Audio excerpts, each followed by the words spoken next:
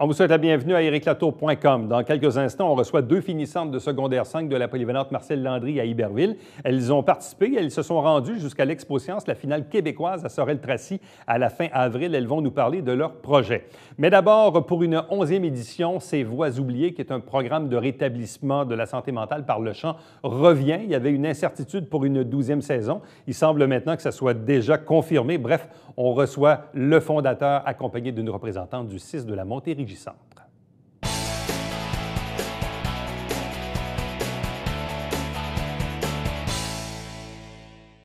Vous êtes conviés le jeudi 9 juin à 19h au Centre socio-communautaire de Brossard pour la 11e édition du spectacle Ces Voix oubliées, dont on appelle aussi CVO, petit acronyme qu'on a développé au fil du temps. Pour nous parler de tout ça, deux invités. D'abord, Serge Vincent Raymond, qui est là depuis les premiers balbutiements de CVO. Bonsoir, Serge. Bonsoir. Accompagné d'Annie Tassé, qui est chef d'administration de programme santé mentale et dépendance au CIS de la Montérégie Centre. Bonsoir et bienvenue. Merci. Bonsoir. Bon, Serge, évidemment, l'an passé, c'était le 10e anniversaire. Cette fois, une 11e édition, dans un contexte peut-être un peu différent, parce que même on a craint il y a quelques semaines que le programme ne revienne pas, mais je pense qu'on va pouvoir y revenir avec Mme Tassé. Comment t'es-tu préparé cette année pour cette 11e édition du spectacle? Pas tant différemment que d'habitude, sauf que c'est sûr qu'on a fait les auditions, parce qu'au départ, on commence tout le temps avec une période d'audition. On fait tout le communautaire. On a fait le même processus. Dans le communautaire, pas les solliciter, voir l'intérêt des personnes à participer à CVO. On a fait la même chose du côté de Brossard, Saint-Hubert, Longueuil, même un petit peu plus que ça. Avec le nouveau territoire du CIS? Oui, dans le nouveau territoire. Fait qu'on a fait deux centres, si tu veux, de recherche de potentiel, là, de chanteurs potentiels. Et puis après ça, on a fait les auditions dans les deux endroits, à peu près à une semaine d'intervalle. C'était pas mal le même processus. Mais c'est de préparer le départ de tout ça, c'était un petit peu plus difficile parce que c'était du monde qui ne connaissait pas CVO au départ. Là, on travaillait avec des nouvelles personnes. Annie n'était pas encore là. Annie est arrivée pendant l'activité. Fait que, un coup que c'était parti, là, quand les auditions ont commencé, là, ça a pris vraiment l'air d'aller qu'on a habituellement. Là. Et là, vous avez combien de participants cette année? 11. 11 participants. On a commencé à 15. À chaque année, c'est à peu près la même chose. On commence à 15. Nous, on croit que, quand on passe les auditions, on croit que les personnes qu'on choisit, ça va leur apporter du bien, ça va faire du bien, puis ça c'est des bons choix. Bien, on n'a pas tout le temps l'heure juste. Il y en a qui trouvent ça trop difficile. Oui, non. Tu sais, là, ce qui était aussi un défi, c'est les transports cette année. Hein? Fait que transport par autobus, transport avec taxi spécialisé, fait que tout ça fait en sorte qu'on en a 11 qui ont réussi à passer au travers de tout ça. Et dans toute cette mouvance du 10e anniversaire aussi, on s'est vu à quelques occasions au-delà du spectacle parce que vous avez eu différentes reconnaissances dans différents concours. Pour parler un peu de ce programme de rétablissement de la santé mentale par le chant, où ça a été quand même reconnu. Vous avez eu quand même là, des éloges assez importants. Oui, depuis 2 ans. Là, les 2 dernières années, on a reçu des Opération Bon Coup. Ouais. On était finalistes aussi des Opérations Bon Coup à Québec. On n'a malheureusement pas gagné, mais déjà là, d'être nommé comme finaliste à travers le Québec, c'était déjà très bien. Et puis, on a un premier prix aussi de l'Institut... L'Institut? Je m'en souviens jamais. C'est un nom. C'est ça de long. Oui. Moi non plus, je ne me rappelle pas. Bien, c'est l'Institut... National d'excellence? Non. C'est pas grave. C'est comme si c'était... Bien, moi, c'est comme ça que je comprends mieux. C'est comme si c'était...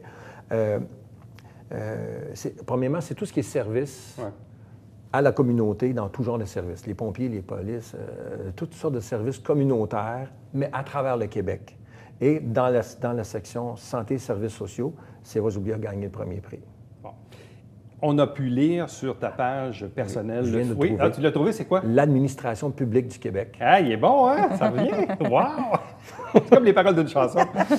On a pu lire sur ta page Facebook le 28 avril dernier, puis même moi, je t'ai interloqué sur Facebook en disant, tu dis, bien là, écoutez, je vous invite à assister à CVO parce que ça va être la dernière année. Et là, tu me dis, ben oui, ça va être la dernière année. Mais là, pas plus tard que 2 semaines, je reçois un communiqué du CIS de la Montérégie Centre qui me dit, non, finalement, le programme va être reconduit pour une 12e année. On comprend actuellement qu'il y a des changements administratifs et tout ça. Quel est le contexte dans lequel CVO devait être le dernier puis que finalement, ça ne sera pas le dernier? Bien, dans le fond, ça devait être en suspens, possiblement pour une année. Ça ne devait pas être une dernière édition. Avec l'optimisation que les établissements de la santé doivent faire. Donc, l'offre de services est toute réévaluée et il y avait été question de temporairement suspendre CVO. Par contre, on a eu les bonnes nouvelles qu'on pouvait le reconduire, puis on sait que ça rejoint une quinzaine de personnes, mais ce que j'aime bien dire, c'est que c'est une pointe d'iceberg. Dans le fond, il y a les 15 personnes qui chantent, mais il y a les enfants qui viennent chanter à la chorale. On les sensibilise à la maladie mentale, leurs parents, les gens qui viennent voir le spectacle, finalement, les gens en hébergement aussi qui assistent parce que le groupe fait une tournée en été, donc dans les CHSLD. Donc, finalement, on rejoint beaucoup de personnes. Alors, c'est une façon de poursuivre là, les belles réussites. Et je suis touchée aujourd'hui, émue, parce que j'ai assisté à la générale. Puis, entre ce qu'on entend et ce qu'on voit, je peux vous dire qu'il y a une grosse différence. Donc, c'est sûr qu'on essaie bien d'avoir une salle comble le 9 juin.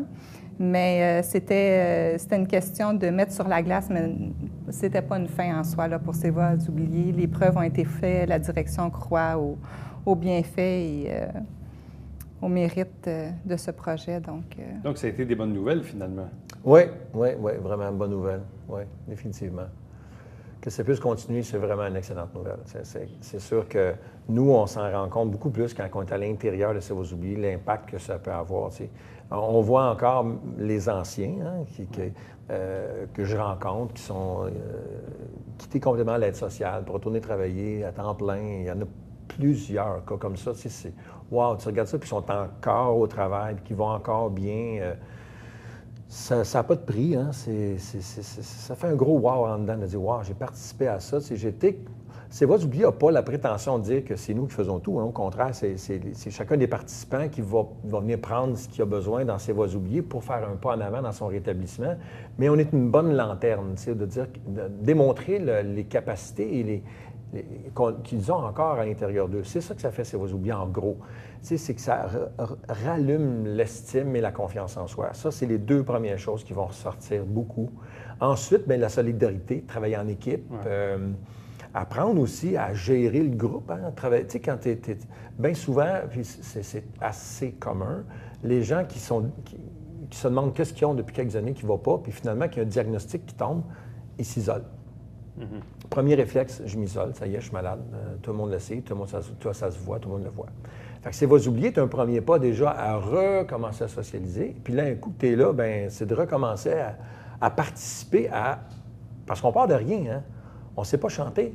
Puis à la fin, on fait un concert entre 300 et 500 personnes. Tu as assisté à quelques reprises. Et puis, on crée une chorale qui se tient, là. C'est pas croche, là.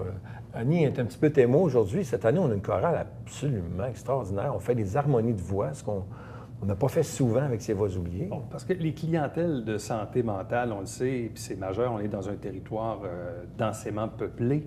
Et même la Montérégie est scindée en trois au niveau administratif, on le sait. Évidemment, ce genre de programme de rétablissement, oui, ça touche peut-être 12, 15 personnes, ça n'en touche. Il y a aussi d'autres gens qui sont touchés. À chaque année, c'est des nouvelles têtes, hein? C'est des nouvelles personnes. Oui. Donc, ça finit, Mme Tassé, par avoir un effet à long terme sur ces gens-là qui se réintègrent dans la société. Tout à fait. Tout à fait. Puis on a eu des témoignages aussi de gens, comme tu disais, qui ont réintégré soit des activités de bénévolat, des études, mais on a aussi côté clinique des gens qui vont moins à l'hôpital, qui ont moins d'hospitalisation, de visites. Donc, des grands succès sur le plan personnel.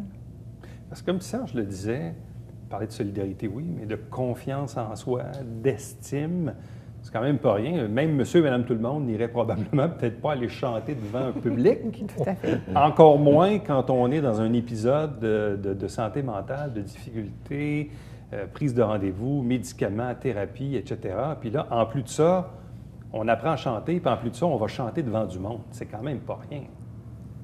Non, c'est pas rien. C'est pas rien. Ah non, puis Annie a été témoin un petit peu aujourd'hui. Je pousse, là. On fait c'est un vrai show, là. C'est pas... ça tu les ménages pas nécessairement. Ah non, pas du tout. Il faut que ça passe là, ça passe là. Ouais. Ça passe pas 2 pouces à côté. On passe là. Un artiste, ils vivent exactement ce qu'un artiste professionnel va vivre. La même chose. On part de rien. on conçoit le spectacle, on apprend les chansons et ça doit être fait comme ça. Et à la dernière minute, des changements assez majeurs. Aujourd'hui, on a changé complètement l'introduction du show. Bien, pas complètement, mais des parties assez importantes de déplacement parce que ça ne rentre pas. Là, aujourd'hui, on était à l'échelle.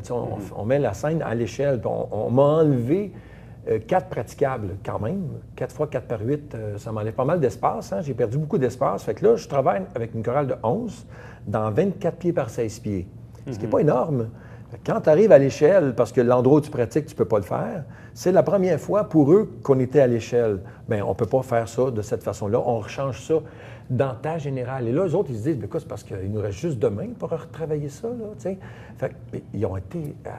Ils sont là. Et puis si je n'ai pas cette dureté-là en début d'année, je ne serais pas capable de faire des changements comme ça à la dernière minute. Puis tu sais, tu connais ça, tu connais quoi? On était dans c'est une forme de spectacle qu'on fait là. On est dans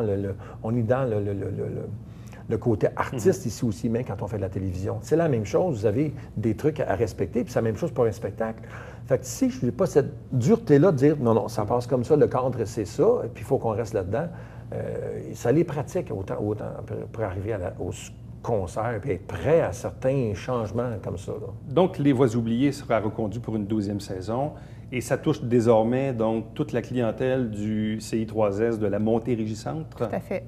Donc, les villes, l'ancien C3S au Richelieu-Rouville et... le territoire de Charlemagne. Champlain-Charlemagne, exactement. Bon, donc, ça fait un plus grand territoire. Plus grand territoire, puis ce qui est vraiment extraordinaire, c'est que tous nos partenaires de Saint-Jean, à l'époque, ont tous continué d'être partenaires au grand CVO, si on peut l'appeler comme ça, là, du grand territoire. Et beaucoup d'autres, de nouveaux partenaires là-bas, ont ouvert les portes. Un partenariat extraordinaire. On a un beau comité organisateur. Tout le monde est là. C'est vraiment très, très, très bien. Pour une première année de fusion, on est vraiment choyé. Là. On sait que Les Voix oubliées avaient fait des petits dans d'autres territoires. Est-ce qu'ils existent encore aujourd'hui? Malheureusement, non. Fait que ça, les coupures ont été plus difficiles là-bas. Mais on l'a maintenu ici. On l'a maintenu ici. Bien, ici, hein, c'est sa 11e année. Hein, ça a commencé ici. Ça a commencé ici. On le sait avec la chorale des anciens qui est là, qui continue d'exister. Je pense que les gens qui sont un peu les confrères de travail de Annie ont vu, et je pense qu'Annie le voit aussi, là, que ça a fait son bout de chemin, puis ça a fait un bienfait assez extraordinaire. Fait que c'était plus normal qu'ici, on travaille plus fort à le garder, comparé aux deux autres qui étaient une première année et une 3e année, là, dans le cas de Repentigny. Et les services en santé mentale, évidemment, dans la région, sont maintenus et dispersés aussi autrement avec le nouveau territoire? Pour l'instant, les organismes communautaires, entre autres, desservent leur même clientèle. Les hôpitaux ont les mêmes clientèles également. C'est CVO qui a vraiment été l'instigateur de réunir tout le monde ensemble. De réunir tout le monde. Tout à fait. Alors donc, on le répète, jeudi le 9 juin à 19h au Centre socio-communautaire de Brossard, socio-culturel de Brossard, donc sur la rue San Francisco. Donc à vous deux, merci beaucoup. Et on va bien sûr souhaiter longue vie à ces Voix oubliées. Merci. Merci.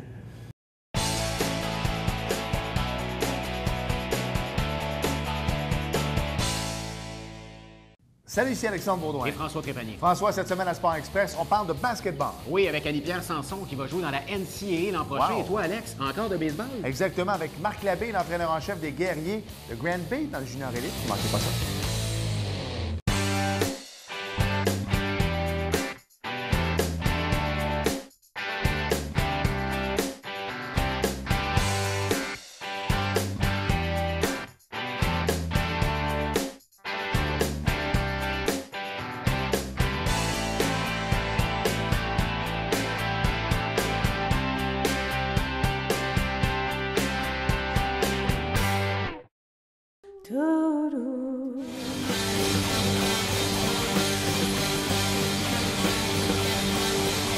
C'est normal aussi de vivre notre non-conformité individuellement quand on est seul, je veux dire, parce qu'en absence de normes.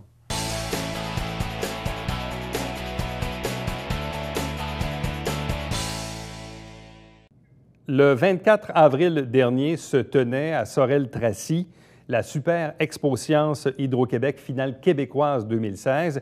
Et il y a plusieurs jeunes de la Montérégie qui se sont illustrés, dont 2 étudiantes de 16 ans qui fréquentent la polyvalente Marcel Landry à Iberville. On vous les présente à l'instant. D'abord, Erika Aymon. Bonjour. Bonsoir. Accompagnée de Camille Proulx. Bonsoir et bienvenue. Bonsoir. Bon. Premièrement, expliquez-nous un peu dans quel contexte vous avez été appelé ou amené à participer cette année à l'Expo Science et ultimement à vous rendre à la finale québécoise. Bien, en fait, ça a commencé au début de l'année quand on nous a parlé de l'Expo Science. Cette année, il fallait le faire vu qu'on avait des cours de sciences. Puis, on a travaillé toute l'année jusqu'au mois de janvier sur nos projets respectifs. Puis, à la fin janvier, avaient lieu les finales locales, donc dans nos écoles. Puis, donc, tous les jeunes de notre école se sont fait concours durant ces 2 journées-là. Puis, il y a eu la remise des prix et certains jeunes étaient choisis pour se rendre ensuite à la régionale, qui a lieu à Saint-Hubert. Je ne sais pas si tu veux continuer. Après ça, au régional, dans le fond, c'est le même processus qu'au local. Donc, encore là, c'est une compétition entre toutes les personnes de la région, donc de la Montérégie. Puis, par la suite, tu sélectionnes les meilleurs projets et ils nous envoient à la Super Expo Science. Bon. Ici, à l'école, vous étiez combien à peu près dans la compétition, là? Je dirais une soixantaine. Oui, 2 fois à peu près 30 OK, donc là, vous étiez une soixantaine en compétition pour la finale de l'école. Oui. Puis là, dans ce cas-ci, vous avez remporté donc le premier prix de l'école ou comment ça marchait? En fait, c'est que notre école a décidé de diviser. En fait, tout d'abord, il y a 3 différentes catégories. Il va y avoir les juniors, les intermédiaires et les seniors. Ouais. Puis notre école a décidé, pour récompenser le plus de gens possible, de diviser encore en 3 autres catégories, soit les vulgarisations, qui sont un peu les études, les conceptions, dans lesquelles il y a des projets qui, dans le fond, on crée des objets, et les expérimentations. Donc, moi, j'ai gagné la médaille d'or dans les seniors vulgarisations et tu as gagné la médaille d'or dans les expérimentations seniors. Dans les expérimentations. Après ça, quand vous êtes allé à la régionale, qui était du côté de Saint-Hubert, là, à ce moment-là, vous étiez combien de jeunes de la Montérégie en compétition? On était 120. On était 120 jeunes en tout. OK. Oui. Bon. Et là, encore là, de quelle façon est-ce que vous vous êtes illustré, toi, Camille, à la finale régionale? J'ai gagné la médaille d'or pour la catégorie senior et le premier prix aussi à Hydro-Québec. Et dans ton cas, toi? Moi, j'ai gagné la médaille d'argent dans la catégorie senior. Bon. Et là, après ça, donc, ça vous a valu un laissez-passer pour la finale québécoise, nationale? Oui. Puis, c'est ça se déroulait à Sorel-Tracy. C'était, je crois, 4 jours. Oui. Puis, c'était encore une compétition. Il y avait quelques activités au travers de cela. Puis encore là, est-ce que vous étiez quand même assez nombreux à participer à la finale nationale, la finale québécoise? Oui. Bien sûr qu'on est encore plus nombreux qu'à la finale de la Montérégie, étant donné que c'est tout le Québec qui compétitionne en même temps. Donc, c'est sûr qu'il y avait beaucoup plus de projets. Bon, et là, dans ce cas-ci, de quelle façon est-ce que vous vous êtes illustré au niveau de la finale québécoise? J'ai gagné la médaille de bronze dans la catégorie senior et la bourse, en fait, le prix du réseau des universités du Québec. OK. Et dans ton cas, toi? J'ai gagné le prix de la Fédération des chercheurs, donc c'est une bourse de 250 $. OK, donc c'est quand même assez plaisant votre affaire, là, parce que là, on part de l'école, finale régionale, finale québécoise. Dans tous les cas, vous remportez des prix, des distinctions. Parlons des projets maintenant. Bon, dans ton cas, Erika, on dit « quand l'œil sert d'oreille ». Oui. Explique-nous un peu quel était ton projet. En fait, j'ai fait une vulgarisation, donc une étude sur la surdité. Puis avec mon titre, ce que je voulais aller chercher, c'est qu'il y a il y a de nombreux sourds qui ne savent pas parler, en fait, qui n'ont pas pu apprendre. Et il y en a plusieurs qui vont parler avec la langue des signes. Donc au Québec, on a la langue des signes québécoise. Puis dans le fond, dans ce cas-là, leur main va leur servir de bouche et leurs yeux vont leur servir d'oreille. Donc quand l'œil sert d'oreille chez les personnes sourdes, c'est avec ça que je voulais commencer mon projet. Et donc ton projet, c'était quoi? Il y avait du visuel, c'était un document, c'était une préparation? En fait, c'était une présentation, un peu comme une présentation orale comme on fait à l'école. J'avais fait beaucoup de recherches sur la surdité. Donc, je présentais les différents types de surdité. Je parlais aussi un peu de l'audition, comment ça fonctionne, la surdité liée au vieillissement avec l'écoute aussi de la musique chez les adolescents. Puis, je parlais aussi des symptômes, du dépistage, des différentes causes et caractéristiques. Et je finissais avec les appareils auditifs et l'implant cochléaire. Bon, et une fois que tu as étudié tout ça, qu'est-ce que tu as toi-même appris en préparant ce projet-là par rapport à la thématique que tu avais choisie? Bien, c'est sûr que j'ai pu m'informer beaucoup plus sur ce sujet-là qui m'intéressait depuis déjà 2 ans, je dirais. Ça m'a apporté des connaissances que je n'avais pas déjà. Puis aussi avec la préparation du projet, parce qu'en fait, une vulgarisation, le plus important, c'est de prendre tous les termes qui sont scientifiques et pouvoir le redonner à un public moins scientifique, un peu plus commun.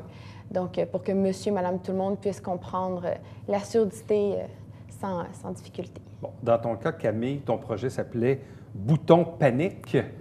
Qu'est-ce que c'est?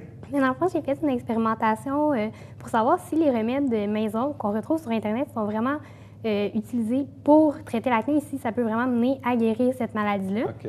Puis avec les résultats qui étaient le plus prometteurs, j'ai décidé de créer mon propre masque maison qui permettrait d'éliminer l'acné, mais de façon moins nocive que les produits qu'ils proposent sur Internet. Et finalement, quel a été le résultat? Dans le fond, c'est la pâte à dents qui est qui a le mieux fonctionné. Par contre, on ne peut pas l'appliquer directement sur la peau étant donné qu'il y a beaucoup d'ingrédients nocifs. Donc, c'est pour ça que j'ai décidé de créer le masque. Donc, avec de l'argile verte, de la glycérine, ça permet vraiment d'adoucir les propriétés de la pâte à dents. Et donc, tu t'es inspiré de recettes qui étaient déjà disponibles sur Internet pour ensuite faire différentes variantes pour voir un peu l'efficacité? Exactement. Donc, c'est sûr que pour créer le masque, je suis partie de rien. J'ai tout simplement fait des recherches pour savoir quels ingrédients sont utilisés dans les cosmétiques et qui ont des propriétés antibactériennes, donc qui peuvent tuer les bactéries responsables de l'acné. Puis après ça, j'ai fait plusieurs tests, j'ai mélangé aussi, j'étais accompagnée d'une experte en cosmétique. Ouais. Donc ensemble, on a vraiment pu créer un produit. Mais l'élément moteur de tout ça, c'est la pâte à dents. Exactement. Mais là, il y a plusieurs sortes de pâte à dents. Là, hein? Il y en a mille et une couleurs avec toutes sortes de... Il y en a qui c'est pour blanchir les dents, puis bon, on le sait, là, il y a bien des sortes. Comment as-tu fait ton choix ou ton tri dans les pâtes à dents pour trouver celle qui visiblement était la plus efficace? Tout d'abord, j'ai regardé au niveau des ingrédients de la pâte à dents quel ingrédient était vraiment l'agent antibactérien. Puis je me suis aperçue que c'était le triclosan. Donc à partir de là, j'ai regardé les pâtes à dents qui contenaient cet ingrédient-là. Okay. Puis après ça, j'ai testé différents types pour voir qu'est-ce qui fonctionnait mieux pour finalement me rendre compte que c'est vraiment la pâte à dents la plus normale. Donc pas blanchissant, pas anti-carie, rien. Vraiment, pâte à dents très normale, ça fait très bien l'affaire. Bon, et donc, tu as fait le test sur toi-même ou sur des amis? Sur des bactéries. Sur des bactéries. Ouais. Parce qu'évidemment, sur les humains, ça pourrait être nocif pour la peau. Okay. Donc, je ne voulais pas abîmer la peau de personne. Donc, c'est pour ça que j'ai testé sur les bactéries. Mais une fois, je me suis aperçue que ça fonctionnait bien. Là, j'ai pu le tester sur mes amis et moi-même aussi. Et ça a bien été? Oui. Et ça a donné un bon résultat? Oui. Parce que visiblement, tu as une très belle peau aujourd'hui, là. Bon, expliquez, et qu'est-ce que tu en as tiré comme conclusion après avoir tout fait ces tests-là? Qu'est-ce que tu as, un peu la même question, qu'est-ce que tu as appris? Qu'est-ce que tu as appris sur l'acné ou sur les différents produits qu'on peut utiliser? Évidemment, tout ce qui est au niveau recherche, j'ai appris beaucoup sur l'acné. C'est pas juste le simple fait d'avoir des boutons sur le visage, c'est beaucoup plus. Aussi, au niveau vraiment des produits, j'ai remarqué qu'on ne peut pas toujours se fier sur ce qu'on voit sur Internet. J'ai testé 6 produits et seulement la pâte à dents a donné des bons résultats. Mais encore là, sur Internet, il n'est pas spécifique, ça va abîmer la peau. Donc, il faut vraiment faire attention à ce qu'on retrouve puis tester pour vraiment trouver des sources fiables. Il faut se méfier de la publicité. Oui. Donc là, vous avez 16 ans toutes les deux, donc vous terminez votre secondaire? Oui, cette année. 5, c'est ça? Donc l'an prochain, c'est dans vos 2 cas le cégep? Oui. Bon, est-ce que tu as déjà choisi une branche qui est en lien avec les sciences nature? En fait, je suis vraiment indécise comme personne dans la vie. Puis, je m'en vais pas du tout dans un domaine qui est scientifique. En fait, je me suis pris un peu un programme qui est touche à tout. Je m'en vais en Arlette et communication, option multidisciplinaire au Cégep de Saint-Jean. Mais je me prends ma chimie de secondaire 5 que je n'ai pas faite cette année. En fait, je ne l'ai pas faite cette année, donc je vais la reprendre l'année prochaine. Puis si j'aime ça, ça se peut que je m'en aille dans un domaine plus scientifique parce qu'il y a vraiment beaucoup de choses qui m'attirent, autant les sciences que la littérature, le cinéma, vraiment plusieurs domaines qui m'attirent. C'est tout à fait normal, vous savez. Puis même des fois, quand on rentre au cégep, à peu près ça, ça arrive des fois qu'on change de branche après une session ou deux. Probablement ce qui va m'arriver. OK, donc déjà, tu colles la chatte, comme on dit. Hein, tu le dis d'avance. Mais qu'est-ce que tu retiens de toute cette expérience, de l'expo-science et de ces participations au concours? Qu'est-ce que ça t'a apporté? En fait, ça m'a apporté beaucoup de choses. Premièrement, ça m'a apporté des connaissances dans plusieurs domaines scientifiques parce que j'ai pu écouter d'autres projets de mes amis. Beaucoup de contacts aussi, autant chez les jeunes chez qui je côtoyais, autant chez les juges qui m'ont jugé, qui étaient déjà des professionnels. Aussi, ce que je dirais qui m'a beaucoup changé avec l'exposition, c'est le prix que j'ai reçu au provincial, soit le prix du Réseau des universités du Québec. En fait, ce prix-là, c'est une bourse universitaire Dans le réseau des universités du Québec, je peux choisir dans une des 10 universités. Puis, ils payent le baccalauréat, la maîtrise et le doctorat. Quand même. Donc, ça me permet vraiment d'élargir mes horizons. Puis, je peux choisir le programme que je veux. C'est pas obligé d'être en sciences. Fait que c'est vraiment ça qui m'a changé un peu ma vie, que je pourrais dire. Puis sinon, c'est vraiment l'expérience parce que j'ai fait la locale, régionale, provinciale et pan-canadienne la semaine dernière. Donc, Et toi, Camille, est-ce que tu as déjà fait ton choix de cours pour le cégep l'an prochain? Oui, mon chemin est déjà pas mal tout tracé. Donc, je m'en vais en technique en soins infirmiers à Saint-Jean. Puis par la suite, je continue mes études à l'université, au moins jusqu'à la maîtrise. Donc, évidemment, les sciences, c'est quelque chose qui me passionne. Donc, c'est vraiment grâce aux expositions aussi que j'ai pu déterminer quelle voie m'intéressait. Puis, vraiment au niveau Ça t'a vraiment médical. aidé dans ton cheminement pour ta carrière future? Oui. Mais ça, dans le fond, j'ai commencé les expositions, j'étais en première secondaire. Puis par la suite, j'ai continué vraiment à chaque année, j'en ai fait. Puis en secondaire 3, j'ai vraiment eu une révélation en disant « Oh, j'aime vraiment beaucoup les sciences, surtout au niveau qui touche le médical. » Donc c'est pour ça que je me dirige en soins infirmiers l'année prochaine. Donc des belles carrières en devenir, beaucoup d'études en devenir aussi. Puis je vais juste les présenter ici. C'est un peu lourde et bruyante, c'est pour ça qu'on les a pas mis dans le coup des invités, là. Mais ça vous donne un peu. Donc ça, c'est les médailles remportées. Oui, donc on a à gauche la médaille de bronze pour l'exposition provinciale et à droite ma médaille qui me certifie que je peux aller à la pan-canadienne cette année. Et voilà, on les a montrés. Là, regarde, ça fait du bruit, hein? Bien, merci beaucoup. Félicitations. On vous souhaite la meilleure des chances pour la suite. Merci. Merci. Restez avec nous au retour, c'est le Babillard quotidien.